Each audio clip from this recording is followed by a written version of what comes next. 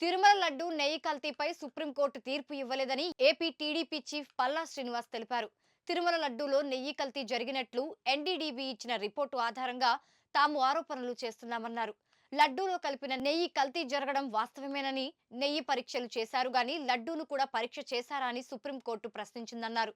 లడ్డూలు పరీక్ష చేయడానికి అప్పటికే భక్తులకు అమ్ముడుపోయాయన్నారు. అందువల్లే లడ్డూలో కలిపిన నెయ్యి మాత్రం పరీక్షలు చేశారంటున్న పల్లా శ్రీనివాస్తో మా Uttarandhra regional coordinator Durga Prasad face to face.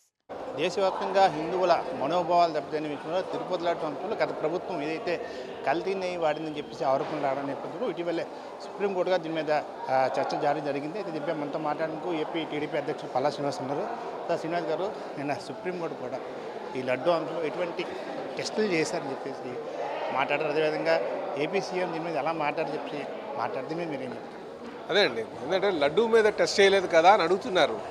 కానీ లడ్డూకి ఇంపార్టెంట్ ఇంగ్రీడియంట్ నెయ్యిలో అది ట్రేస్ అవుట్ అయింది.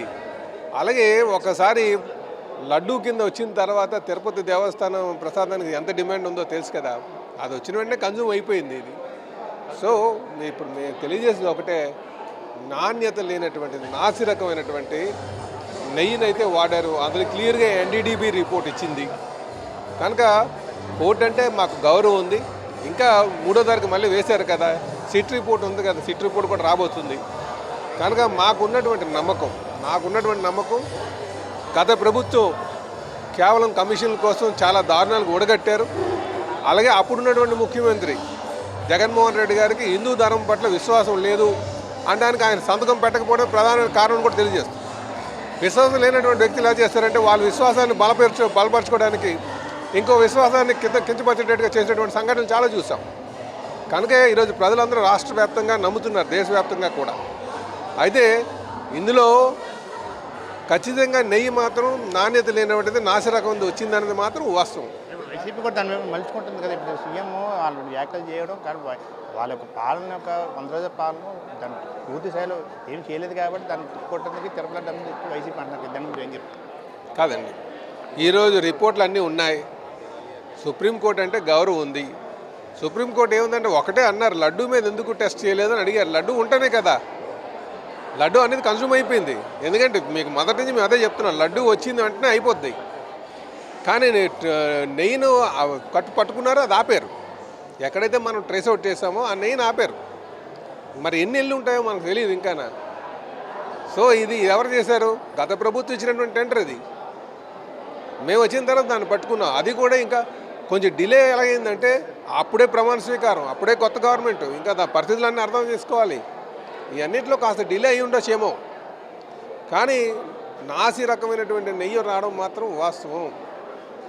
జగన్మోహన్ రెడ్డి గారికి హిందూ ధర్మం పట్ల విశ్వాసం లేదన్నది కూడా వాస్తవమే. ఎందుకంటే ఆయన డిక్లరేషన్ ఇవ్వలే, ఇంకా అందుకని కావాల్సిందండి. 2 నెలలు ఎందుకు దాయాల్సి వచ్చింది? ఆ రిపోర్ట్ 2 నెలలు ఎందుకు దాయాల్సి వచ్చింది? కాదు, అవన్నీ గవర్నమెంట్ ఫార్మేషన్, అప్పుడే గవర్నమెంట్ ఫార్మేషన్ ఎన్ని ఆ ఎన్డీడీ రిపోర్ట్ వచ్చిన తర్వాత కదా రివీల్ చేశారు. అప్పటి వరకు గవర్నమెంట్ సర్దుకోవాలి, ఉండాలి. ఈ ప్రొసీజర్ ల్యాబ్ ఉండొచ్చేమో, కానీ వాస్తవం ఏంటంటే నాసిరకం నెయ్యి అయితే వచ్చింది.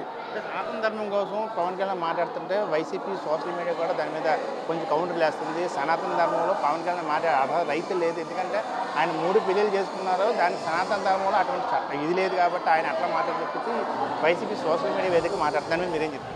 సోషల్ మీడియా అన్నది అన్రిఫైన్డ్ మీడియా అండి. దాన్ని అవగాహన ఉన్నోళ్ళు మాట్లాడుతున్నారు, అవగాహన లేనోళ్ళు మాట్లాడుతున్నారు.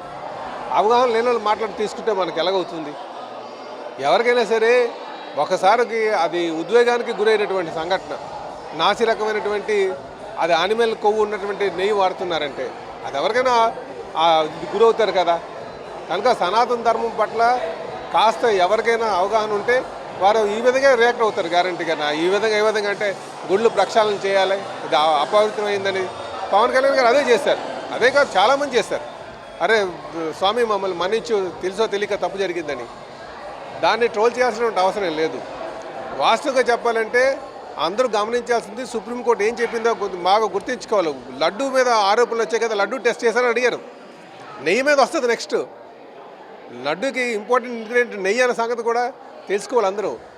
కనుక నాసిరకమైనటువంటి నెయ్యి రావడం వాస్తవం అనే సంగతి అందరూ గమనించాలి. వెహికల్ చెక్ చేసే పైకి పంపిస్తారు కదా, నకిలీ వెహికల్స్ కింద టెస్ట్ చేసి పంపిస్తారు. అదే నా టెస్టింగ్ ప్రొసీజరే డిలే అయింది. నాసిరకమైంది దొరికింది మాత్రం వాస్తవమే కదా. ఖచ్చితంగా గత ప్రభుత్వం అయితే నకిలీ నెయ్యిని వాడడం బట్టే తిరుపతి లడ్డు అంశం అయితే తరలి రావడం జరిగింది. ఏదైనప్పుడు కూడా 2 రోజుల్లో పూర్తి నివేదిక అందుతుంది. మరోవైపు సిట్ కూడా దాని మీద దర్యాప్తు కొనసాగుతుంది. Palla Durgaprasad, Mega Nine TV, Visakha.